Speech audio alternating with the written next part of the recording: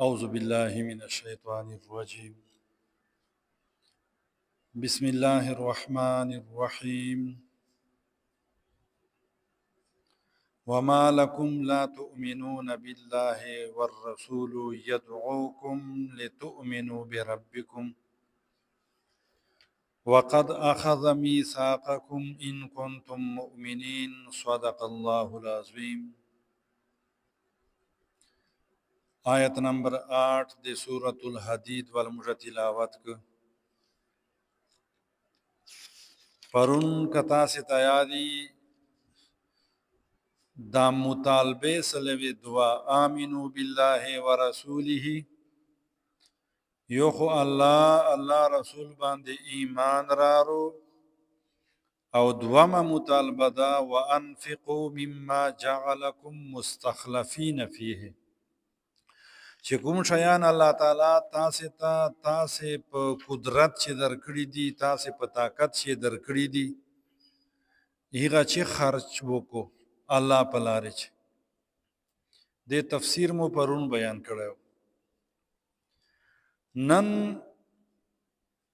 د سپکتن وال انداز د لشکې غونډه لکه یو سړی داسې سخت خبره چوته الله تعالی فرمایي وما لکم اتاسه باندې چشای سلی دی لا تؤمنون بالله چې تاسو الله تعالی باندې ایمان نه راړو. کله موږه چاته وایو کنه چې نه چکور دی ړنګ ده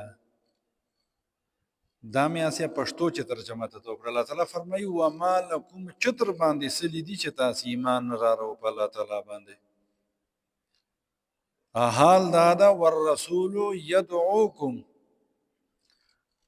جبکہ پیغمبر تاسو ته دعوت درکړي لتؤمنوا بربکم چې تاسو په خپل رب باندې ایمان راړو. چیرته د پیغمبر اوس قرآن پاک خو تر قیامت ورځې پورې ده. ای پیغمبر وارثان لګیایي هر وخت او د الله رسول خبر سړی ته کوي.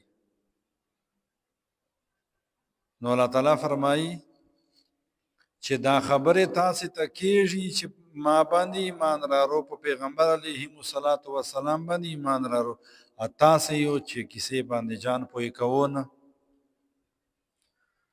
الله تعالی فرمایي صرف دا خبره نه ده کنه وقد اخذ ميثاقكم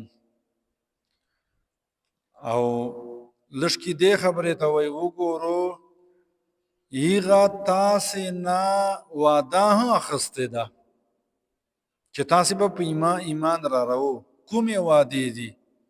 یو وعده خو عالم ارواح چې الله تعالی خسته و الستو بربکم آیا زده تاسو رب نه یو ټول ورته ویلیو بلا انت ربنا تی مجرب سوره اعراف چې دینه بعد سوره بقره چې سمعنا واطعنا سمعنا موږ وارویدل و اطعنا او موږ تابعداري وکړله. موږ نیت دا چې موږ ته په سین باندې لاسنه کوي ملاو کیږي په میم په عین په نون خو کته سمعنا اطعنا وای اکیسه منینا نو دې سمعنا و اطعنا به څه فائدې لکه موږ پښتو چې وتوایو اسې سر سنوي عمل نه پکې سي باندې کې نو دا سمعنا و اطعنا دا سر سنول دي. دا موږ وعده کړی دا آمن الرسول بما انزل الیه دغ آیات چې دي نو سمعنا موږ وارویدل و اطعنا کیسه مو منله. دا دومه وعده ده. او دریمه وعده ده الله تعالی فرمای ان الله اشترى من المؤمنین انفسهم واموالهم بشک الله تعالی کړي دي له مؤمنانو نه د دو جانونه ا د دو مالونه سودا کړي د الله تعالی مؤمنانو سره چې د تاسو وجودان او د تاسو مالونه دا به تاسو ما په لارې چې خرج کوو زه به څه درکوم بان لهم الجنه په بدلی چې به جنت الله تعالی فرمایي ان کنتم مؤمنین کتا سے چیرې حقیقتا مؤمنان یو. تفسیر لیکلی دی چې دغه سپکتن ناباد د هر سړی لږ خپل ګریمان ته وګوري. یو خو هغه ایمان دا چې موږ ته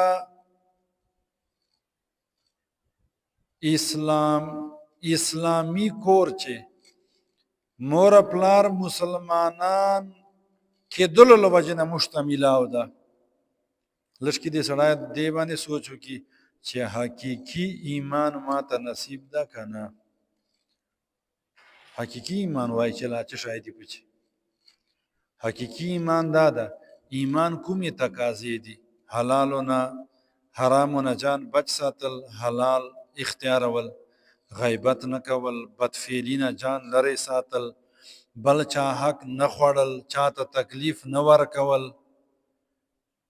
که دې شیانو نه لرې نه یو سړی،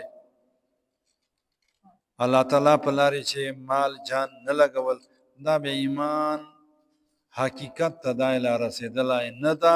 بیا به دا سړی کوشش کوي د حقیقي ایمان میندولو دپاره. ځکه چې الله تعالی ډېره عجیبه خبر وکړه آیت نمبر 8 چې معنی دا ده چې تاسې په ما باندې ایمان راوړو، په پیغمبر باندې حقیقي ایمان.